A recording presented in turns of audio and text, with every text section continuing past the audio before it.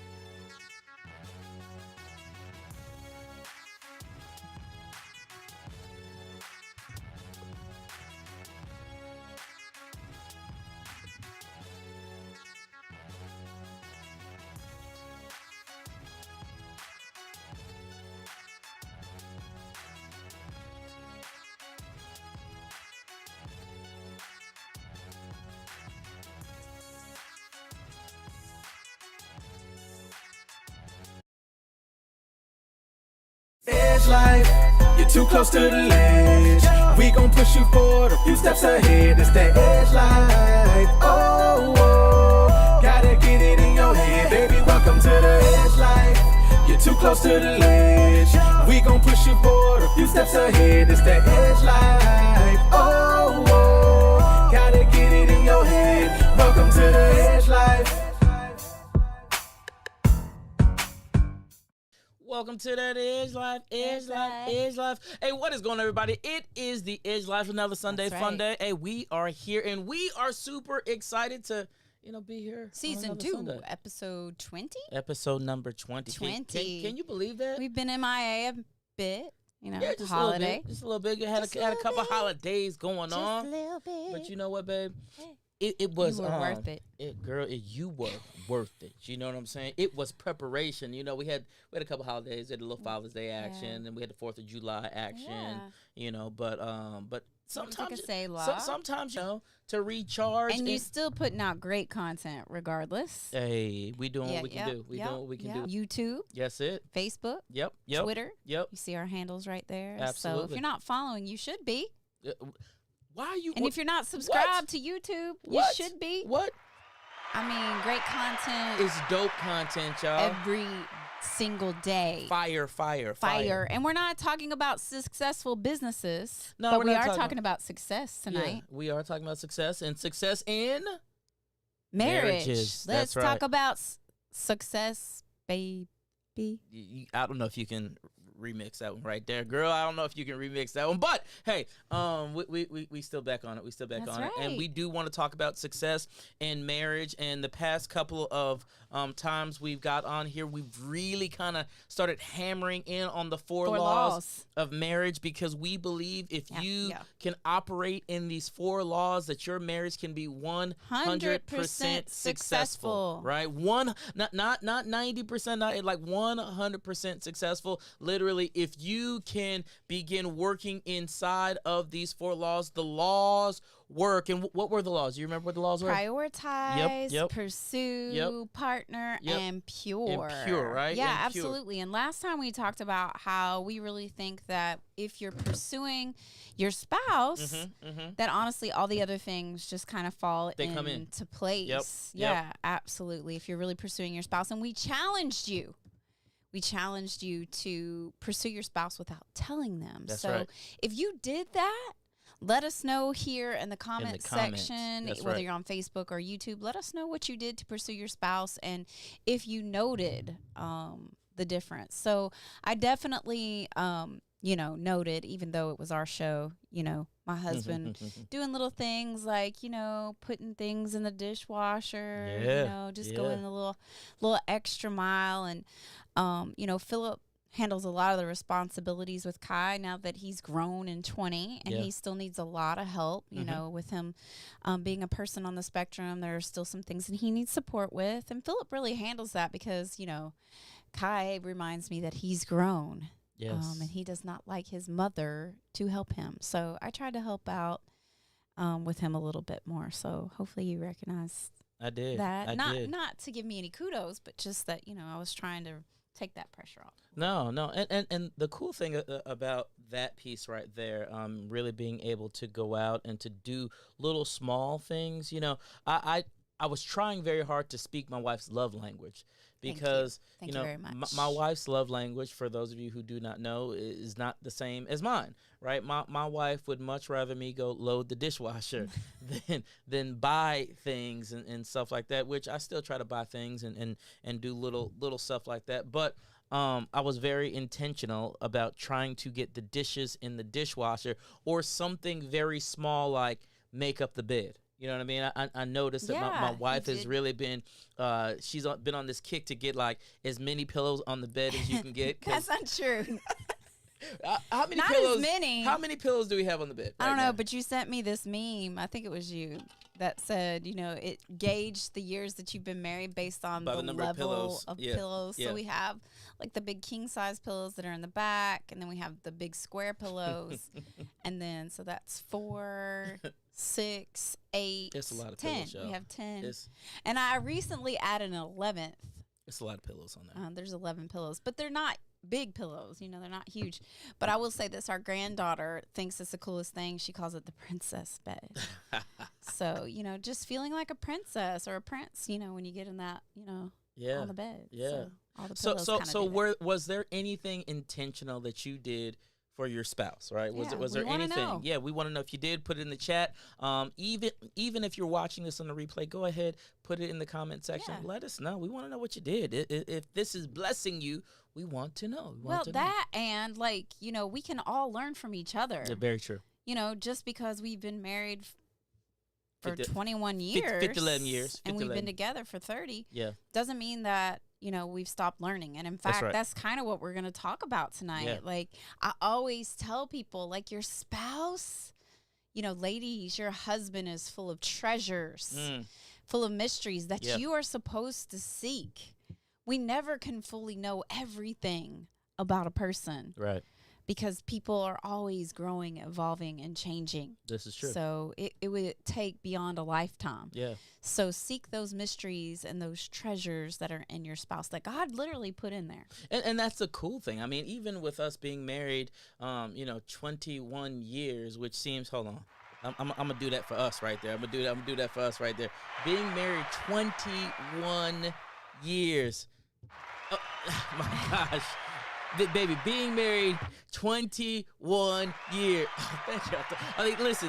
Hey, listen. you're making me feel like it's overkill, like it's been really hard and difficult. Honestly though, even in being married 21 years, it's gone so quick. And part of the reason that it's gone so quick is I do truly, honestly believe that we do things like this. You know, we continue to try to figure out the mystery or find the new thing, right, or continue to watch how we're growing and evolving, because the truth of the matter is you evolve over time. You know what I'm saying? Absolutely. And every day, like every week, I'm still finding out new things about you. And you would think, you know, after 21 years, it's like you would have known everything there is to know. Well, I mean, to be honest, we do have 5 children, and they do take a bit of time. Yes. Yeah. Very true. Very true. We never really had the opportunity to immerse ourselves completely in one another. So, and that's why this is so key, because prioritizing your spouse, part of prioritizing them or making them feel a priority is really getting to know them. Things that are important to you, you learn. That's right. You get to know things. Like, you can always tell when something's important to somebody. Like, for example, sports are important to Kai. You could pretty much name any number. You could say, like, Kai, who's number 12 on the Suns? And he'd be, like, able to tell you. Or reverse. Yeah. You know, because it's important to him. He knows. He learns it all. These facts. That's how Trey is with lacrosse. Right. You know, so things that are important to you, you learn. That's right. And so if you want to show your spouse that they're a priority, then you need to know them. Mm-hmm. K-N-O-W. That's right. K-N-O-W. That's right. That's right. Both, physically. You want to know. You're supposed to know them. Yes, absolutely. So, yes, of course, a good physical, a good sexual, intimate component in your marriage is really important.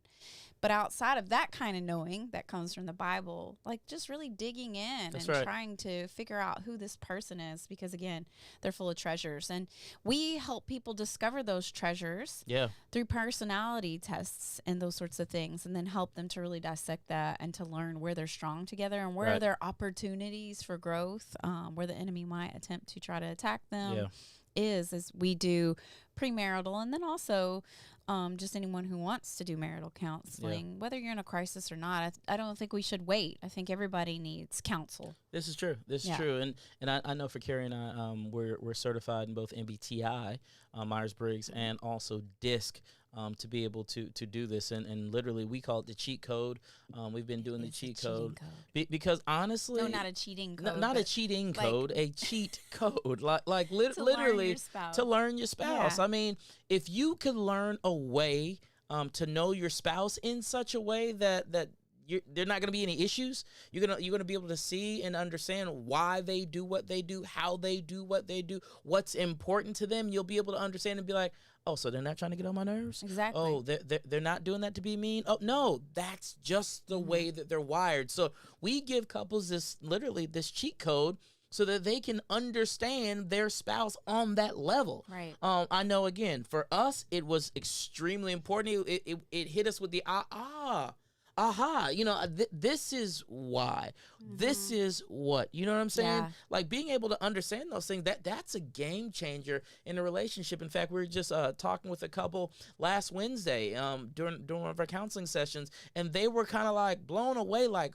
oh, okay, I get it. I thought that they were doing this because of fill in the blank, but that wasn't it. That's just the way that they're wired. Yeah. So that cheat code is it's a big thing for marriages, for relationships, and just individuals. Yeah, and I know even like for us, though we fall in the same place on the DISC assessment, we're still very different because we have different motivations in life. So even like diving in a little bit deeper to show people all the nuances of personality. So it's really been very key, and it's been one of those aha. We've been counseling marriages for a long time. It's one of the things that we love to do. But adding that has really... That's been a game changer. Oh, my gosh. It really is. It truly is a cheat code, because I can understand how Philip shows up. And I always share this, and I don't know if I've shared it on the podcast, but it's worth sharing again, that I used to think Philip was like such a flirt, like when we were dating. And I'm a flirt. Dun-dun-dun. Yeah. That's not the R. Kelly song? Is there really an R. Kelly song? I don't know. I was just really making it up, but go ahead. Could be. Could totally be. And I don't know if y'all just saw my cheeks flip out. I didn't know that could do that either. I just discovered a mystery about myself. But anyway, so I used to think he was just, a flirt all the time. And I'd be like, oh, you're flirting with that girl, or, and I would be so jelly. But then, years later, decades later, we survived my thoughts of him being a flirt. And we lasted nonetheless, and realized like that is just a part of his personality and how he shows up. He's very charismatic, very, gregarious, so... that's how he is. He wants people to feel comfortable. He wants people to feel connected. And he is just very good at connecting with people in that way. So, so I learned something very new about you we went. I wasn't trying to flirt with the people. That's just how it went down. Well, I mean, when you're beautiful like you are, I think we talked about that before, how I call him beautiful. Yes. He's okay with that. I am okay. Absolutely. Men, be okay if your wife calls you beautiful. Be okay with that. You're beautiful. Yeah. Yes. Yeah.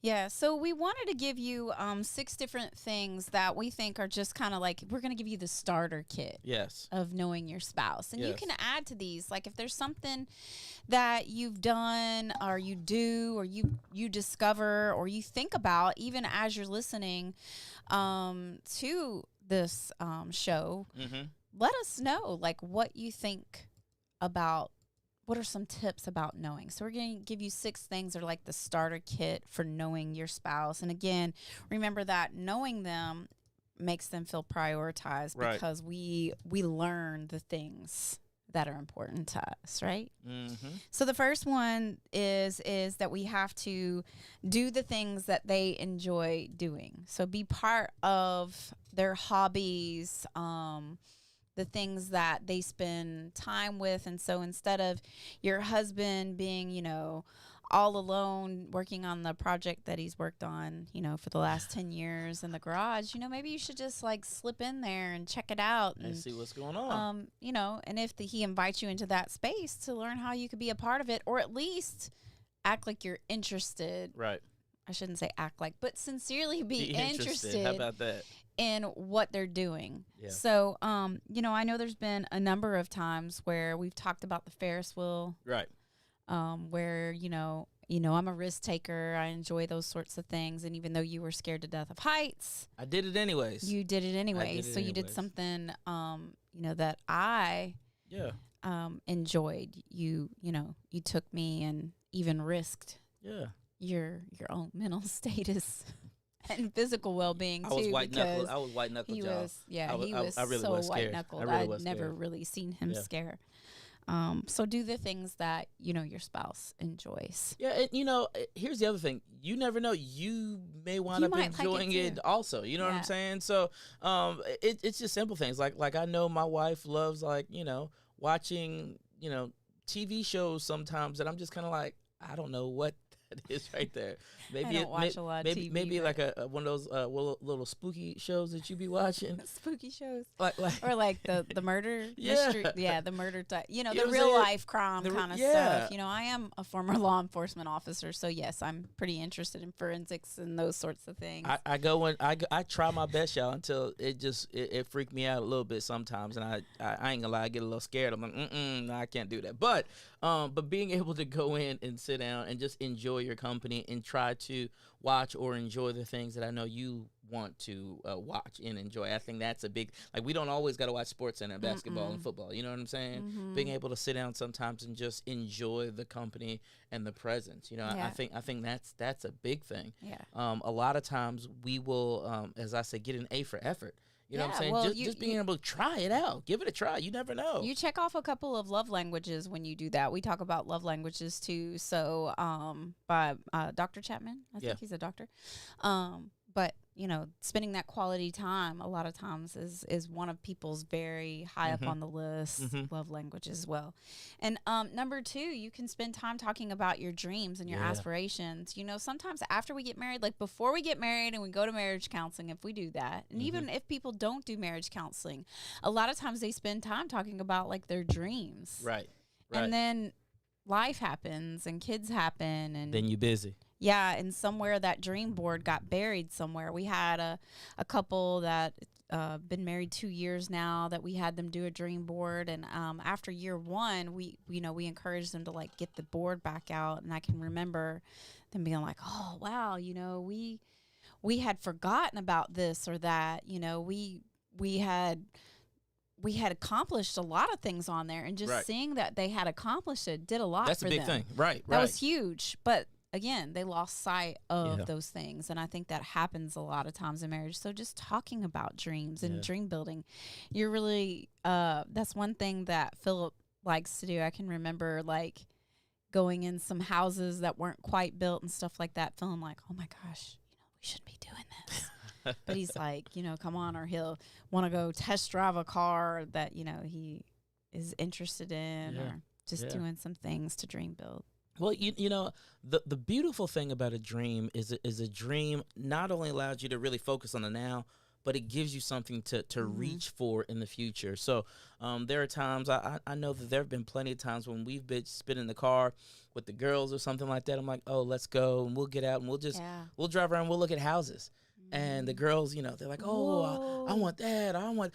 That's my, you got to do that sometimes to even expand the mind, to get you out of the mundane, the normal, the everyday, expanding that mind and really speaking about and talking about the dreams. And I would even say this for those of you watching right now, where's your dream board at, right? Yeah. What are the things that you are aspiring for? Because here's the thing. If you literally like throw a dart at nothing, you'll hit it every time. Yeah. So if you don't have those things that you're aspiring for, that might be part of the problem. Right. And the other thing is, like, we do, like I said, we change, we evolve, we develop, we grow. And sometimes we grow in different directions. And True. You hear a lot of people say that are in the midst of crisis. And sometimes I think it's because of this very reason. Mm-hmm. They change their mind about the path, or something came and happened, a situation, a challenge, whatever occurred.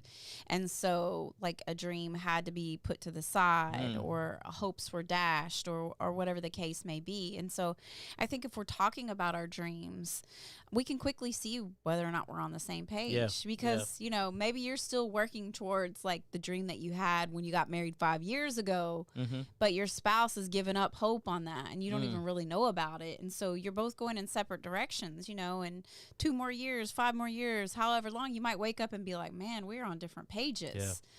You may be thinking that right now, and the source of it may be because you haven't been talking about your dreams. Because like you said, your dreams help you focus toward the future, but they ground you in the now, because what you happen now determines or impacts the dream that you're able to accomplish in the future. So, I mean, you can't get to California by heading to New York. That's right. I mean, well, eventually you might get there if you turn around and go the other way, but it's going to take a whole lot of extra time that maybe you don't have, or you don't, is that the most efficient route? That's no, right. It's not. Right. That's right. And that's why we challenge people to create their dream board, create a vision board, get something, write it down. Don't just think about it. Literally write it down. You know what I mean? I met with a gentleman last week, and I was talking to him, and I said, what is the vision? Like, where are you really trying to go? And he's like, well, this is where I'm trying to go. I said, are you sure? Because that's not not. You're heading toward New York, but you say you want to go to California. Are you sure? Right? And he was actually in a place where he was like, he had stopped doing the thing that he was passionate about. And so I asked him, I said, so what is the vision? Like where are you going? And it was crazy, because the more we talked about it, it was like the more the dream was rebirthed again. And so now I'm watching him, and it's amazing, because it's like he is on fire again. But all it took was just reminding him of the vision. And I literally told him, I said, listen, when you get home tonight, I want you to literally write down the vision. What is the mission statement? What are you trying to do? What are you going to say yes to? And what are you going to say no to? And he was just like blown away. It was simple to me. But he had lost the dream. He got a spouse. He was like, there's a reason that we're here. There's a reason that we're supposed to be doing this. And now both of them, they're on fire. And I am so excited and looking forward to like where they are going to go, because I know, like, literally the sky's not even the limit. Like they have so much potential in them, but all that came from reviving the dream. Absolutely. And our dreams are fueled by our passions. Yes. And our passions keep us on fire. We always ask people when we're doing business sessions, coaching, like, what would you do even if you didn't get paid to do it? Like, what is in you? What's on the inside of you? Well, we all have that in our marriage too. And sometimes just refocusing on the dream will set you on fire again. Realize like, yeah, we've got something to do. We've got passions. We've got, something other than just bills and children and, just the mundane. You get trapped in the mundane, and you forget that there's a dream out there. You forget that there's a purpose that the two of you have been linked together to achieve. And so if you're feeling like your marriage is burned out, go visit the dream, because I promise you within it are your passions, and you all will set each other on fire again. Yep. How about number 3? Number three is really being able to reminisce on those memories, right? Reminisce on memories. Being able to take it back. Listen. So sometimes you got to take it back, right? Sometimes you have to be able to like talk about like where you have come from whence hast thou come. That's very King Jamesian right there. That was very King James. But where did you come from? You know, like sometimes we're sitting there talking, and we'll be talking about like things that happened. Do you remember when? Yeah. And we'll just sit there and we'll start laughing at some of the things ridiculous, that we've gone through and that we've experienced in life. A lot of it is comical to us, but a lot of it is also encouragement, because the reality is like when you go back and look at some of the things that we've gone through, that you've gone through, you can say to yourself, if we overcame this at this point in our life, then this current situation that we're seeing, we can also overcome that, right? Yeah, so it serves as a place to motivate you, to encourage you, to inspire you, but also to push you forward into purpose and in destiny. So being able to go and reminisce on memories, I mean, it's a big thing. And sometimes, like I said earlier, even if it's just for the comic relief, so you all can every now can and laugh. again you just need to laugh and think about those things. You know, when we don't go back to the past to throw negative things that have happened in our spouse's face. Right. But there's a reason why you are together. And many times when we're counseling those who are in the midst of a challenge or even a crisis, which is beyond a challenge, and they're ready to call it quits, we'll ask them, so tell us about when you first met each other. Right. And you always see like this little like glimmer, you know, a spark shows up. Tell us why you married, you know, so and so. Yeah. And there's always like that, like you said, that little spark. So you've got to go back and think about the memories. You know, look at where you built altars. You know, of moments that you didn't think you were going to make it through, and that you did. And those are there for a reason, like you were saying, to encourage you to press on and to press on to the dream. So, you know, the past doesn't have to be a bad thing. You know, history allows us not to revisit the things that we've already overcome. Right. If we celebrate it. Right. But if we just throw it in each other's face, and it becomes as a stumbling block. But we do want to encourage you, like, go back, reminisce, laugh, you know, cut up, think of the earlier days when you got together, even if it was 6 months ago. You know, there are past things for you to think about, of things that, you know, happen. I remember for us one time, I think we've shared this story with you all before, but one time we went on a trip to Florida. As a matter of fact, it was Without Walls Ministries. And we were going there to learn, right? So we went to learn about the pink bus. If you know about it, you know. And if you don't, you don't. The pink bus was their outreach ministry, and literally we went and spent the weekend there at Without Walls. It was phenomenal. It was a phenomenal experience, but yeah, we didn't have the money to be going there. None of that. We literally went on faith, and we stayed at this raggedy hotel. It was really the Holiday Inn, I think. It was, but it was raggedy. Said that. It was raggedy. It was. But while we were there, part of the reason that we did like the hotels because they had like the free breakfast. They did have free breakfast. And it kept us alive. And that did keep us alive. That was definitely pregnant. A good thing. Yep. And the last day, what happened on the last day? Which one we tried? That check hit. On the last day, y'all, we're literally. I think I called the bank from. You did. You had to call them at that time. I called the bank from the phone when we landed, and I was like, "Oh, that check hit." And we was able to go eat. We was able to eat and get home. We needed gas for the vehicle. We had to get the car out of the little parking garage. Yes, and we had to fill the car back up before we took the rental car back. Yeah. So we had points for the rental car. I don't think we had anything for the hotel at that time, but I can remember like when we ate our last meal, and then we were calculated because we're like, okay, well, so Sunday we're doing homeless ministry, so we'll eat there.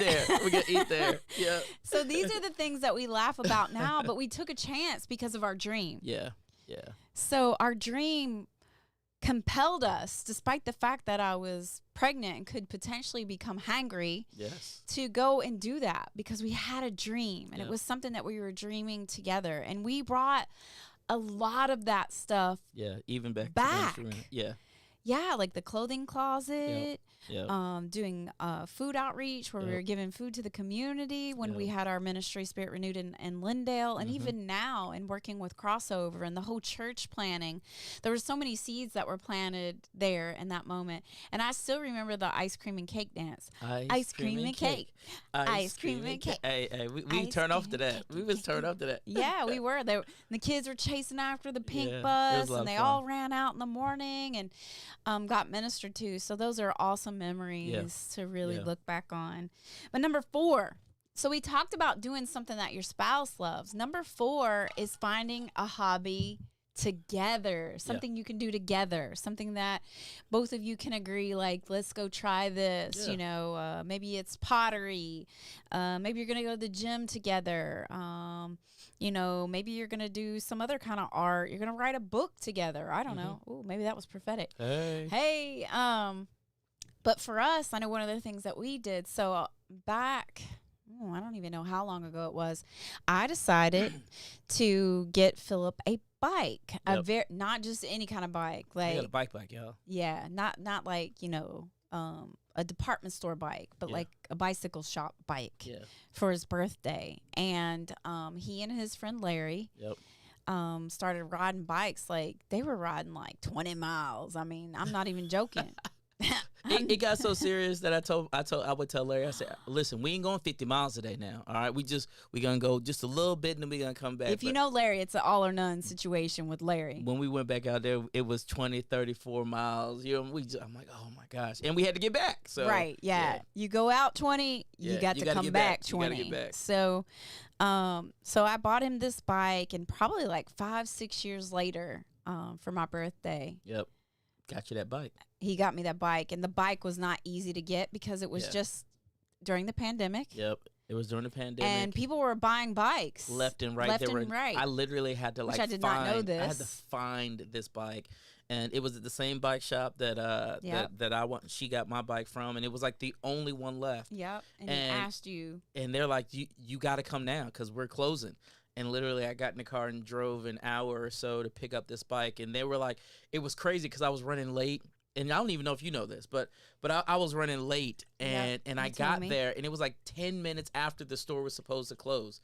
But there were some people there. And I walked in, and I was like, oh, my gosh. And the person was still waiting for me when I got there. And I was able to get that bike. I was supposed to have that bike. And so, you know, he broke his pedal and hasn't been able to get it fixed.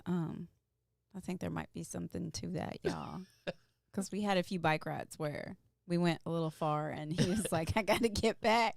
We did not do 20 miles.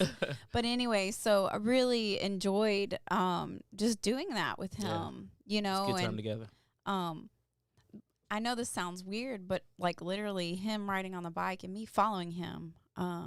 Why do I feel emotional at this moment? Just following him. I don't know why that's like such a special thing. Like, he's like, oh, you can take the lead. I'm like, no, I want to follow you. You know, you've been riding longer than I have. But for me, I don't know what that is. It's just something special about following him on the bike. I mean, I follow him in life, follow him. You know, I told him today I was driving, and I was like, I'll drive you to the end of the earth. I'll drive you anywhere you want to go. But something about following him on that bike, you know, I don't know. Strange. But yeah, find a hobby, you know, take a dance class together. Maybe you both have 2 left feet, you know, but you'll laugh. Dance class would be cool.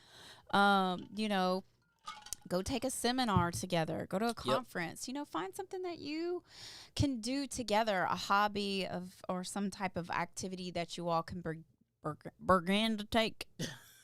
You know, this is really coffee, and I think I need some more, that you all can begin to take interest in together and really invest yourselves and bond in that. And then number 5. Yeah, share your experiences. Yeah. Right. Like, decompress every single day. Like, talk about your experiences, in life, maybe things about your childhood, your past that you haven't shared before. I mean, even after 30 years of being together, there are still pieces and components of our life before each other. Yeah. Before we had each other that you don't even really think about it. And it's like, oh yeah, you didn't know that. You know what I'm saying? Yeah. And just, you know, I can remember valuing my family. One of the things that we did pretty much all the time was break bread together, share dinner together, and just talk about our days. And I think it's so important to do that every day. You know, just stop the day and take a few minutes without the children, and, you know, share how your day went, all those sorts of things. Maybe it's over the phone. Maybe it's not in person. I know Philip drives in from Atlanta as he's working at Crossover Church. I'm just dropping a bunch of shameless plugs about Crossover Church Atlanta. You know, and he'll call me and he can kind of decompress. He can tell me how his day went. But I ask those probing questions.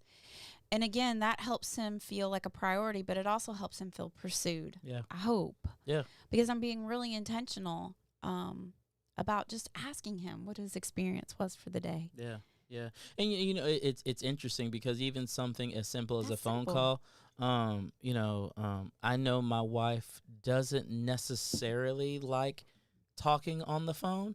So to be able to, she really doesn't. Just you know what I'm saying? Share one of my secrets. But the awesome thing is because I know you don't necessarily like talking on the phone, the fact that you would be like, you know what, I'm going to be on the phone as long as you want to be on the phone. That's I recognize that. You know what I'm saying? And I think that's a big deal for me. So I'm more apt to, you know, share my experiences and share what's going on because I know that you are genuinely concerned, genuinely interested, and you genuinely want to know. So I think that's a good thing. And men, I'm going to tell you also, you know, decompress so that your spouse can do that for you. I think a lot of times we get home and we're so, you know, we've had a lot going on throughout the day, this, that, and the other, and you just want to go and you want to sit down, and then your spouse starts talking, and then you're like, oh. You just be quiet. But I'm saying this to you, just pause, take a deep breath, and intently listen. Like literally look her in the eyes and listen. I mean, number one, you may learn something, right? You may learn something, but you never know the value of you just pausing and saying, listen, I'm interested and I want to hear how your day went. That's really a big deal. So share those experiences. Yeah, absolutely. It's really, that one is so simple, but I think it's one that's so overlooked. And then the last one, and this is where we're going to have some fun, right? Yeah, we can have What's the last one? What's number 6? Ask questions. Do a treasure hunt, because remember, he's full of mysteries for me to discover. I'm full of mysteries for him to discover. Your spouse is full of mysteries for you to discover. And the only way you can do that is by seeking. That's right. And if you seek, you will find. That's right. So there's a lot of great tools out there for that. We're not going to plug any one specific, but there are cards that you can buy. You can just go on Amazon and look for marriage questions. There are apps that you can get on your phone. And so sometimes when we're driving, we'll just ask each other questions. Random, right? And they're literally like random questions. Now, with the particular app that we're using, again, we're not going to plug it, but you can get, it's called Salsa, right? It gets a little saucy. Yeah. It starts talking about sex and about your intimate life, and it goes into, you know, it's some things that are only for the marriage bed. Yes. So it really probes every area. We're not going to talk about all of that here on this show, because that would not be a family-oriented G-rated show. But we are going to just put ourselves out there and be a little transparent and ask some questions. Yeah. Right? And I would just say this to you all. We did a little date night thing. We have a whole date night bucket and a whole date night kit. And inside the kit, it has questions like this. So I would just say, hey, listen, when next time you go on a date with your spouse, instead of sitting there with your phones and stuck in your phones, like pull up something like this or get you some questions so that you can actually have something. So we're going to Can I give you another little tip? Yeah, go ahead. You want to maximize your commercial breaks. The personal trainer in me would say to do some planks or squats, but the marriage counselor in me would say pull up your app, pull out your cards, or just off the top of your head, ask your spouse a question during commercial breaks. Yeah, that's a good one. Like, you know, we have plenty of time for the things that are important. That are important to us. Yep. So fill that time.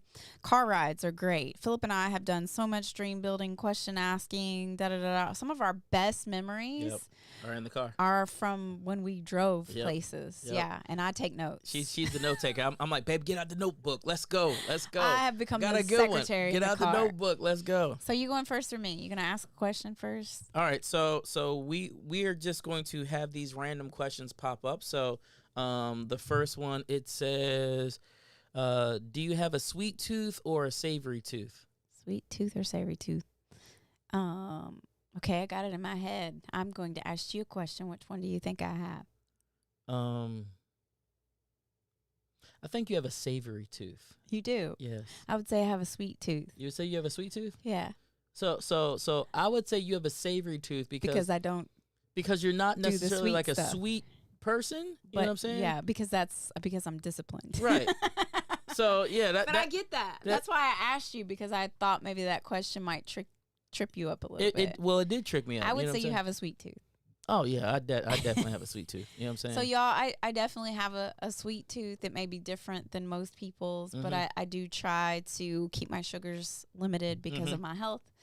But yeah. All right. So okay. What did you like most about the place you grew up? What did you like least? So let's go all the way back. Okay. Where you were born.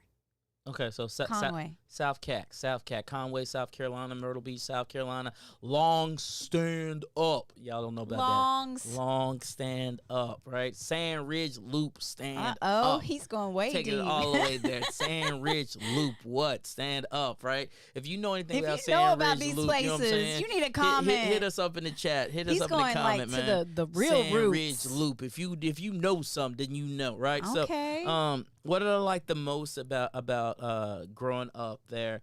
I spent a lot of time there early on, especially with my grandmother, my cousins, my uncle, you know what I'm saying, uncles. The thing that I liked most was how close my family was.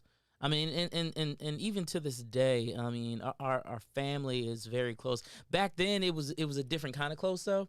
Ever had to live on the same plot of land? Like literally, everybody's on the same plot of land in the same neighborhood, on the same street. You know, so it was a different kind of close. We had I remember like my grandfather and my great grandfather, my great grandmother, they had land, and they had a field, and they would be getting peas and corn, and they would be, you know, my great grandfather, he had pecans or pecans, or however you say it, right? Because he would be sitting underneath the little pecan tree with his little rocking chair and his little hat on, the whole 9 yards. So there was this closeness to family that was there at that time. You know, not just your immediate family, but your cousins, because everybody lived on the same road. The thing that what you like least? What I like least about it, probably all the doggone dirt. Dirt. we had listen. Sand Ridge Loop. We were there. The fact it's called Sand Ridge just kind of tells you. Well, and it was like Sand Ridge Loop got it got concrete now. Yeah, but it just recently got concrete. It wasn't too long ago before they got concrete. You know what I'm saying? So, that was probably the least thing that I hated about it. You know, but everything else, it was all love. It was all love. What about you? So I grew up in Louisville, Kentucky. Mm-hmm. Whoop whoop. The thing that I liked most about the place that I grew up, if you know anything about Louisville, there are a lot of parochial schools. They're less now than there used to be, which is kind of sad. Mm-hmm. So my parents made that financial sacrifice to send me to parochial schools. And I think one of the things that I liked most was that the schools, like the parishes, were tight-knit. Mm-hmm. And so people that you went to school with, your families like knew each other, which was good and bad. Yeah. But you became like really close knit together, almost like extended family. And they had lots of different activities. Like my parents played volleyball on a team, and you know, we hung out at the school. My dad was a football coach, and so those are the things that I like too. The very family oriented stuff and the stuff associated with the school that I attended. And what did I like? What did I like the least? What did I like least about where I grew up? It's a tough one, ain't it? That one is kind of tough. I guess the thing that I would have liked least is when we left Virginia and went back to live in Louisville. at that time, like in the 90s, there was a lot of gang activity. There was some before we left too, but there was just a lot of gang activity in the late 80s, early 90s. I mean, we didn't live in it, but just to see that, in your city, I live in a bigger city, there's this projection of there's more crime, that sort of thing. But Louisville's pretty awesome. I got a lot of friends still in Louisville. Yeah. Okay, so what is something small that really makes your day? See, this is a great one. So you ask your spouse this, and like you commit it to memory. What is something small that really makes your day? Something small that really makes my day. Mm-hmm. Something small that really makes my day. I don't know. Something small. I guess being able to come home and like when I pull up in the driveway, 9 times out of 10, Kai is like outside waiting for me. He opens the door for me.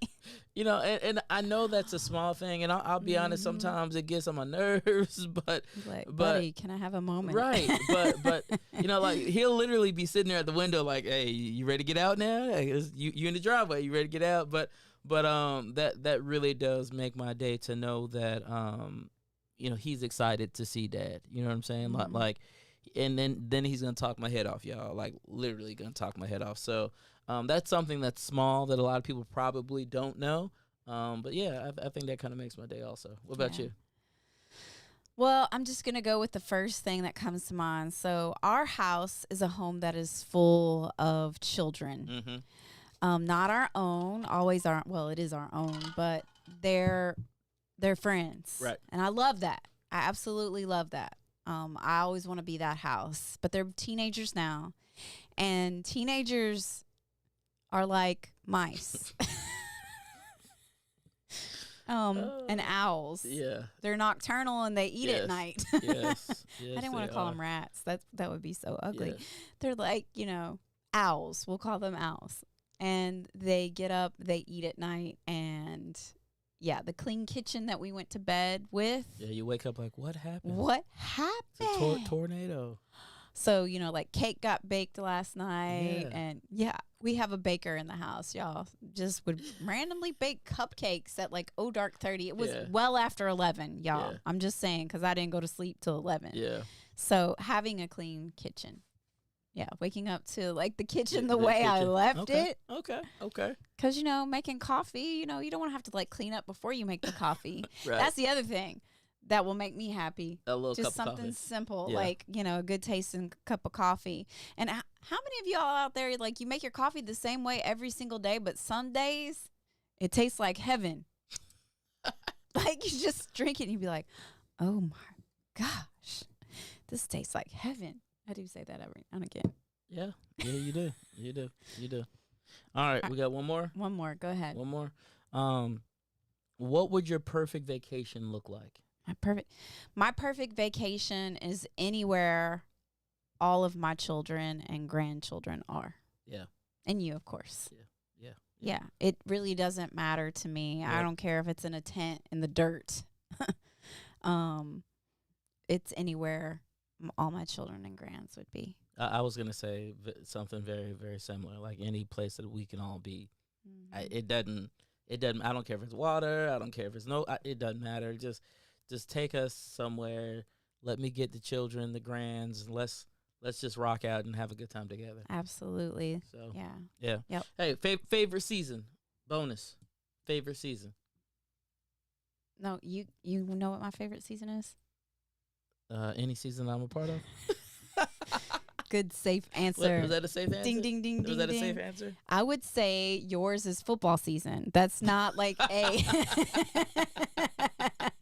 I'm right, aren't I? You're probably right there. You're probably right. It's not like a weather season, but I'm telling you, like when it's just baseball, he is down in the dumps. Yeah, honestly, I'm kind of excited. I'm kind of excited that everything is off right now. Yeah, he's like perking up because like football's about to start. I feel it. Yeah. I'm ready to start working out again. I'm ready to like it's go like start he's running. training to go play or something. I don't know what you. it is. I'm like something telling you. kicks in. He's about to start 2-a-days, I'm y'all. telling you. You know, I'm telling you. That's how. That's my life. favorite season. I'll give you a hint. My birthday is in it. Our wedding anniversary is in it. Would that be the springtime? It would be. Look, he got it right. Yeah. Would that be the springtime? That would be the springtime. Really? I like the spring. I didn't know that was necessarily your favorite season. I like the spring. I think there's I like the weather of the spring. There is some rain, but there's so much newness. And I think it's more of the symbolicness of the springtime and hopes of the summer. Yeah.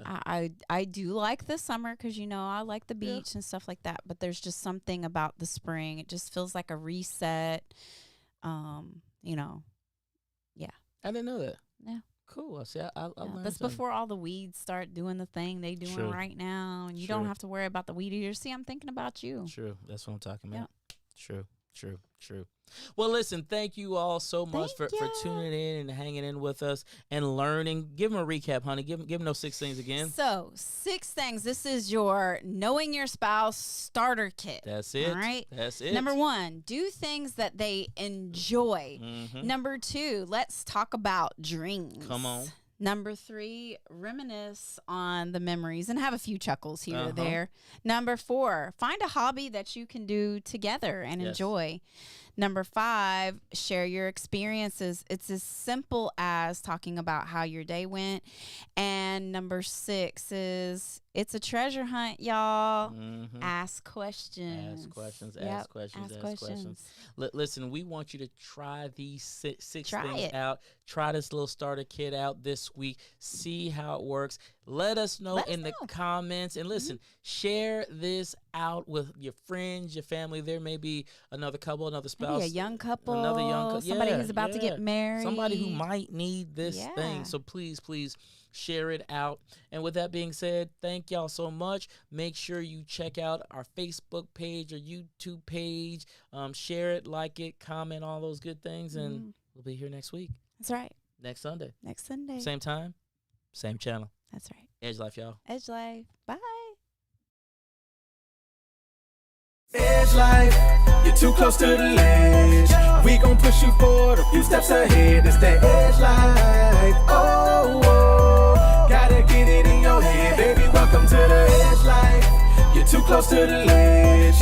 We gon' push you forward a few steps ahead. It's that edge life. Oh, gotta get it in your head. Welcome to the edge life.